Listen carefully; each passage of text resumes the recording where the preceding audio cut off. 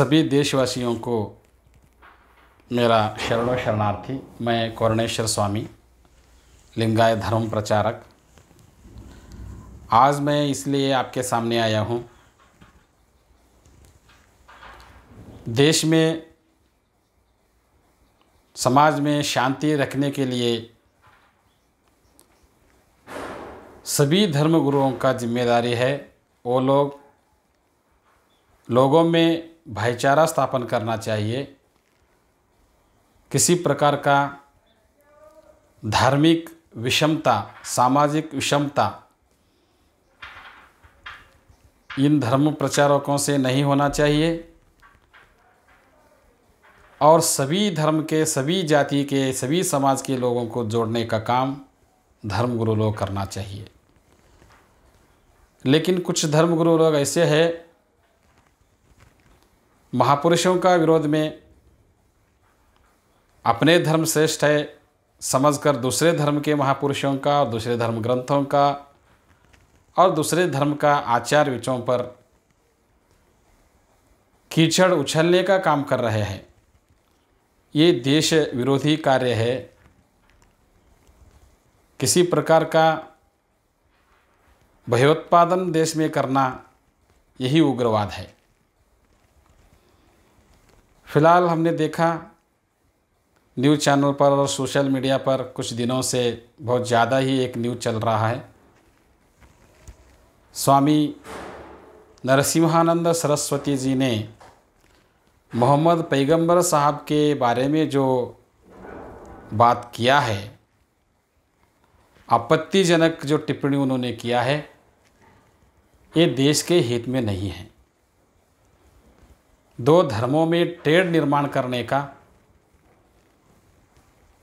और लोगों में एक भ्रम पैदा करने का, एक दूसरे के विरोध में लड़ने का माहौल तैयार करने का जो बयान उन्होंने दिया है, ये सरासर गलत है। मैं उनका इस बयान का विरोध करता हूँ, कड़ा निंदा करता हूँ। कोई भी किसी का धर्म का बारे में, धर्मगुरुओं का बारे में इस तरह बात करना नहीं चाहिए। सभी धर्म का मूल तत्व एक ही है, समता, स्वतंत्रता, बंधुता और सामाजिक न्याय, भाईचारा और समाज में सद्भावना रखने के लिए ही सभी धर्म ग्रंथों में शांति का संदेश दिया है, समता का संदेश दिया है। उसका विरोध में जो भी जाके काम करेगा वो सही में धर्म प्रचारक नहीं है, धर्मगुरु नहीं हो सकता। धर्म और जाति का नाम पर जो लोग दहशत फैलाने का कोशिश करते हैं और महापुरुषों का चरित्र हनन का कोशिश करते हैं, वो सारे लोग देशद्रोही है। इस तरह का जो बयान आ रहे हैं, हम लोग इसका विरोध करना चाहिए। शांतिपूर्ण तरीके से हम लोगों को इसका विरोध करना चाहिए। मैं खुद एक धर्म का प्रचारक हूँ, धर्मगुरु हूँ, लिंगायत धर्म का। मैं भी उनका इस बात का खंडन करता हूँ और हमारे धर्म के कोई भी व्यक्ति इस तरह का बयान को समर्थन नहीं करेंगे। और देश में शांति रखने के लिए आप सबका साथ सहयोग जरूरी है। और सभी धर्मगुरुओं से मेरा यह विनंती है, आप लोग सद्भावना से काम करें, मानवता के आधार पर आप लोग काम करें और देश का हित में काम करें। शरणों शरणार्थी। जय बसवण्णा।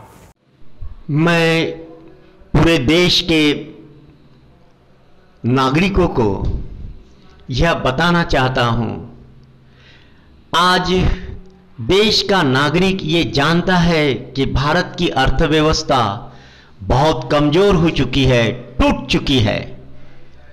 जो चतुर्थ श्रेणी के कर्मचारी है, जो लेबर लोग हैं, जो हाथ मजूरी करने वाले लोग हैं, उनके बहुत बुरे हालात चल रहे हैं।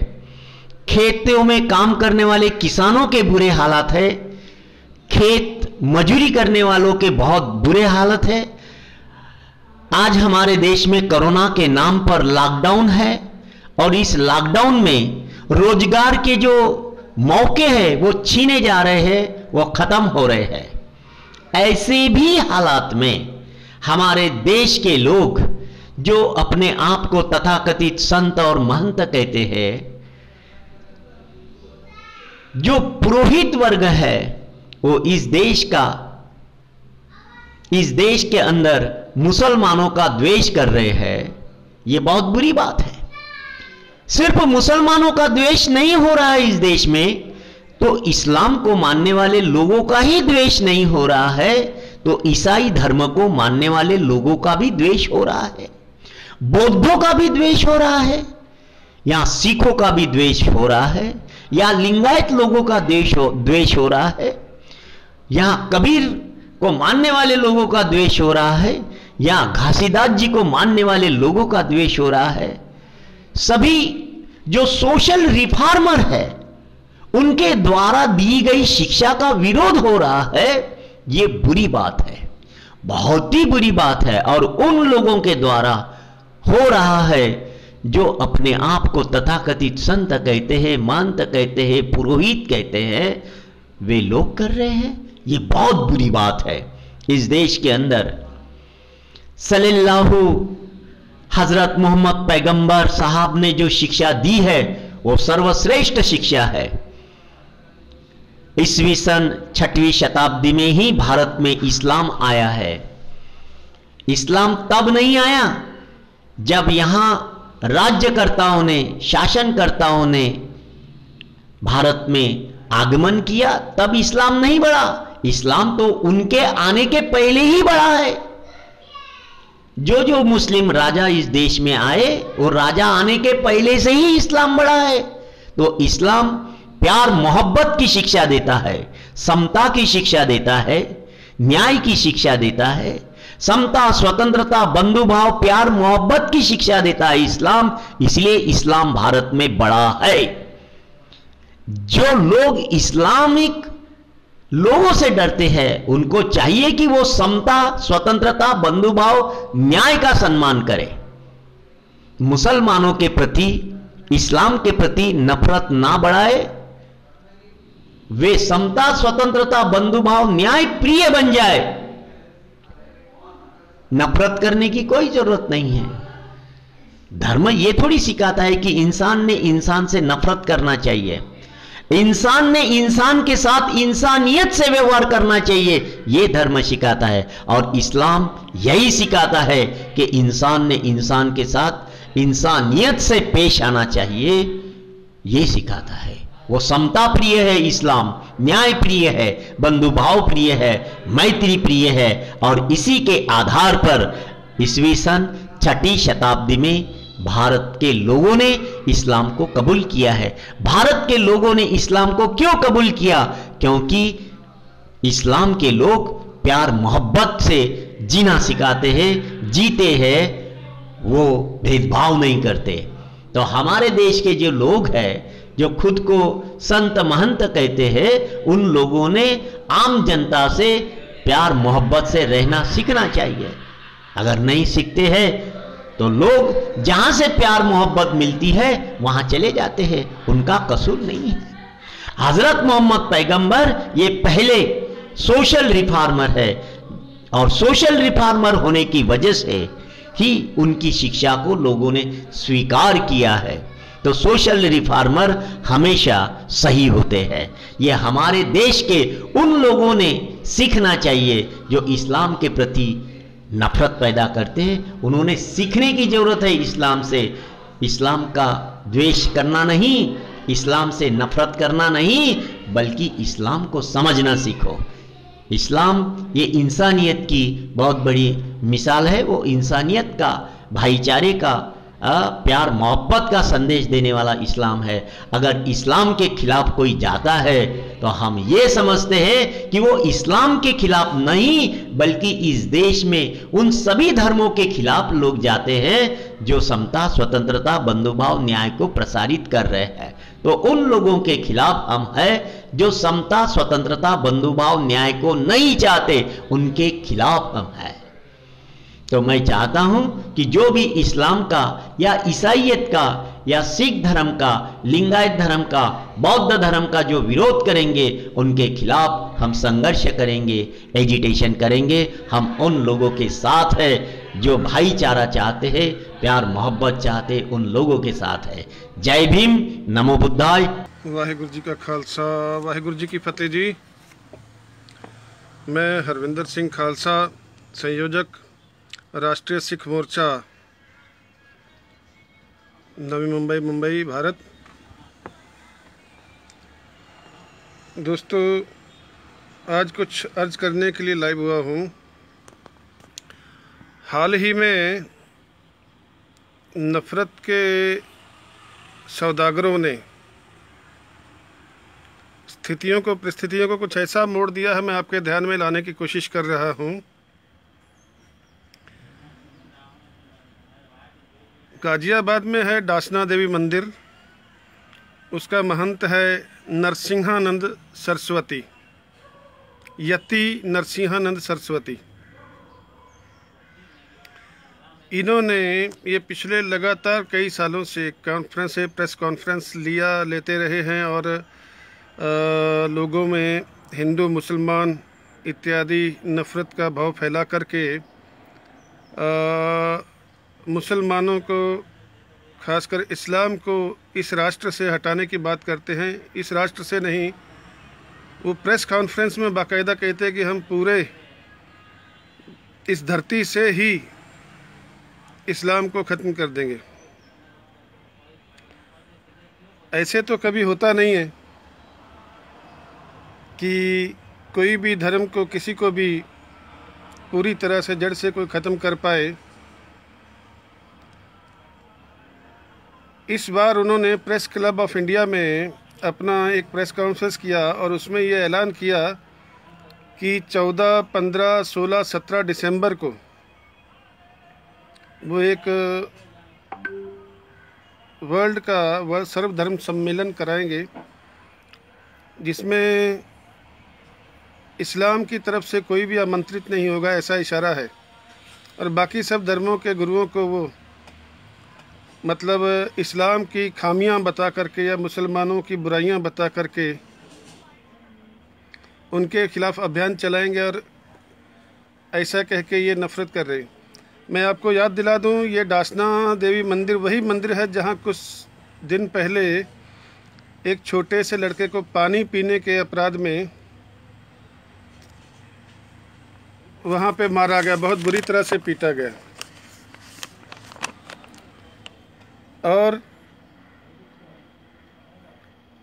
जहाँ तक इसने खुद कबूल किया है कि इसका कोई बेटा नहीं है, इसकी कोई संतान ही नहीं है शायद, और ये बाकी के हिंदू लोगों को, परिवारों को मुसलमान अपना खुद का बेटा कहता है और उनमें वहमन से फैलाता है कि वो मुसलमानों से नफ़रत करें। ब्राह्मण धर्म खुद को आगे बढ़ाने के लिए हिंदू धर्म का नाम लेता है, लेकिन उसके धर्म में एकता यानी समानता नहीं है। तो हम नरसिंहानंद की सरस्वती की इस भूमिका से सहमत नहीं हैं। सिख धर्म के मानने वाले उनके आंदोलन में नहीं शामिल होंगे, क्योंकि ये गुरु गोबिंद सिंह जी को अपने गुरु कहते हैं, गुरु नानक का भी नाम लेते हैं, पर जो उन्होंने सिखाया ये उस पर न चलते हुए गुरु गोबिंद सिंह जी और गुरु ग्रंथ साहिब जी, गुरु नानक देव जी, इन्होंने समानता का धर्म फैलाया है, सब लोगों को एक साथ रहने की बात की है। ये जो है राष्ट्रीय एकता के विरोध में जाती है इनकी जो बातें हैं यति नरसिंहानंद सरस्वती की। ये धर्म में विरोध पैदा करने का एक षड्यंत्र है, संविधान के भी खिलाफ है और इस्लाम के विचारधारा सभी इंसानों को समान मानने वाली है। जो जालिम है उनके खिलाफ है, इस्लाम धर्म जुल्म के खिलाफ है। भारत के जितने भी मुसलमान हैं, इस्लाम को मानने वाले या कोई भी धर्म मानने वाले हैं, जो इस जगह के मूल निवासी हैं, सारे मुसलमान हमारे भाई हैं, इसलिए हम उनके साथ हैं। आने वाले दिनों में हम लोग समानता को मानने वाले सभी धर्मों को इकट्ठा कर करके इस गैर बराबरी वाली व्यवस्था के खिलाफ आंदोलन खड़ा करेंगे। हम इस गैर बराबरी वाली व्यवस्था के खिलाफ लड़ेंगे और मुसलमानों को किसी से डरने की ज़रूरत नहीं है। खालसा उनके साथ में है, सभी धर्म वाले उनके साथ में हैं। कुछ दिन पहले सोशल मीडिया में एक वीडियो वायरल हुआ है। उस वीडियो में ये बताया गया है कि देश और दुनिया में इस्लामिक आतंकवाद फैला हुआ है, उसके विरोध में लड़ने के लिए सभी धर्मों के लोगों को इकट्ठा होना चाहिए। और ऐसी कोशिश करने के लिए ब्राह्मणों के द्वारा दिल्ली में कोई मीटिंग होने वाली है।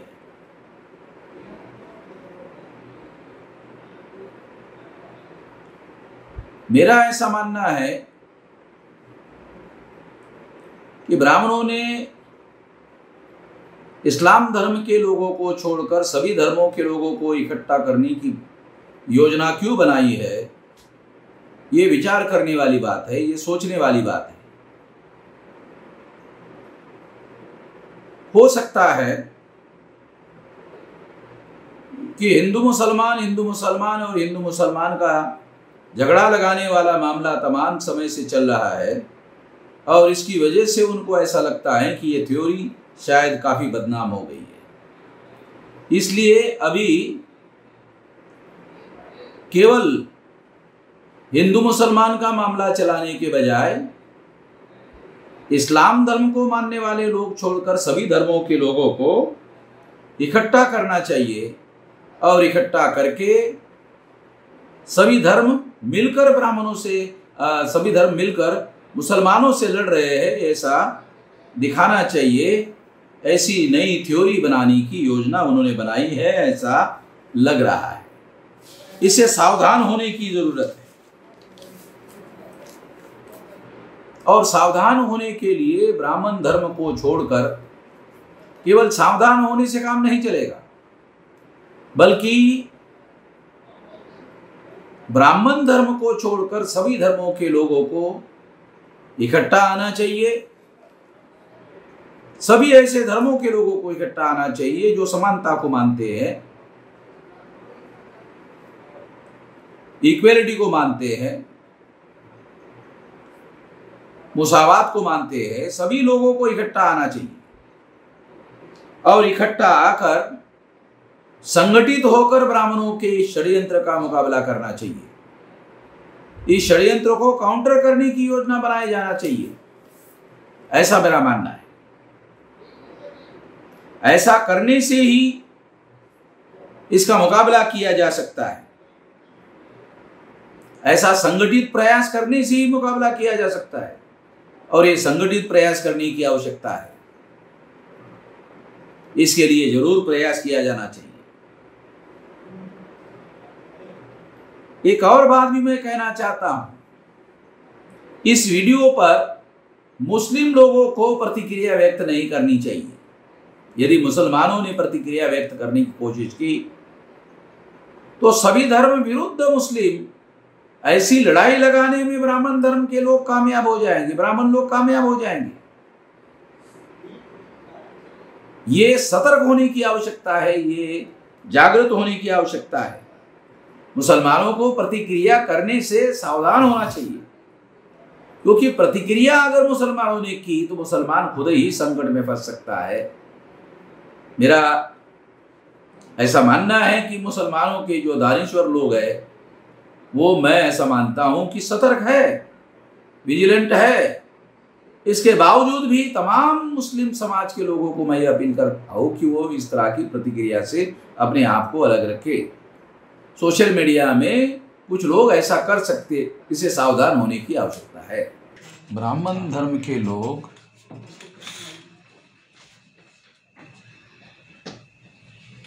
सभी धर्मों के लोगों को इकट्ठा करने की बात क्यों कर रहे हैं, इसे भी जानना और समझना बहुत ज़रूरी है। देश में किसान आंदोलन और मजदूरों का आंदोलन बहुत तेज़ी से सारे देश भर में फैल रहा है। इससे इनके वर्चस्व को पूरी तरह से खतरा पैदा हो सकता है। इस खतरे को रोकने के लिए